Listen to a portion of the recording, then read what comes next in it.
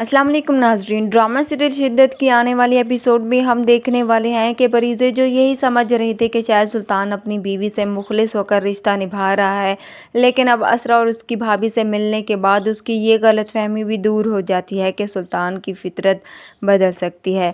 पहले उसने परीज़े का ये हाल किया, अब वही सब कुछ वो अपनी बीवी के साथ भी कर रहा था। असरा का भाई आकर असरा को बताता है कि जज साहब ने सब कुछ तुम्हारे फैसले पर छोड़ दिया और अब तुम्हें अगली पेशी पर साथ जाना होगा और वहाँ पर अपना फैसला बताना होगा। ये सुनकर असरा घबरा जाती है। वो अपने भाई से कहती है, मैं ये सब कैसे करूँगी? मैं सुल्तान का सामना नहीं करना चाहती, क्योंकि सुल्तान से जीतना मेरे लिए बहुत मुश्किल है।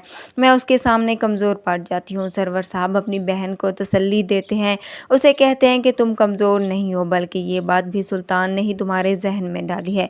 वो उसे कहते हैं, मैं तुम्हारे साथ हूँ, इसलिए तुम्हें किसी से भी डरने की ज़रूरत नहीं, क्योंकि तुम मेरी बहन हो, ना कि अब सुल्तान की बीवी। इसलिए तुम सबके सामने कोर्ट में जाकर बताओगी कि तुम सुल्तान के साथ नहीं रहना चाहती। लेकिन अगले दिन जब असरा कोर्ट में जाएगी तो सुल्तान उसे काफ़ी डराएगा।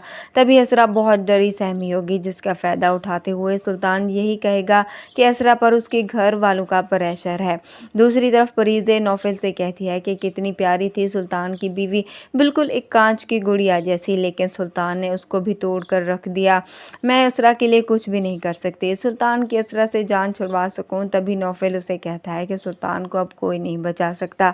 अब मैं ऐसा कुछ वार करूंगा जिसके बाद सुल्तान याद रखेगा। फरीज़े नौफिल से पूछती है कि ऐसा क्या करने वाले हो? तभी नौफिल उसे कहता है, अभी सुल्तान को इस केस में थक लेने दो, इसके बाद मैं जो करूंगा सुल्तान मुंह के बल आ जाएगा। नौफिल अब सुल्तान को अपने एनजीओ में बुलाता है, उसे इतनी इज्जत देता है कि सुल्तान खुश हो जाता है। सभी मीडिया वाले भी वहाँ मौजूद होते हैं, लेकिन अब वहीं पर परीज़े भी आ जाती है। वो सुल्तान को पीछे से आवाज़ लगाती है। सुल्तान मुड़कर देखता है, परीज़े भागकर उसका गिरबान पकड़ लेती है।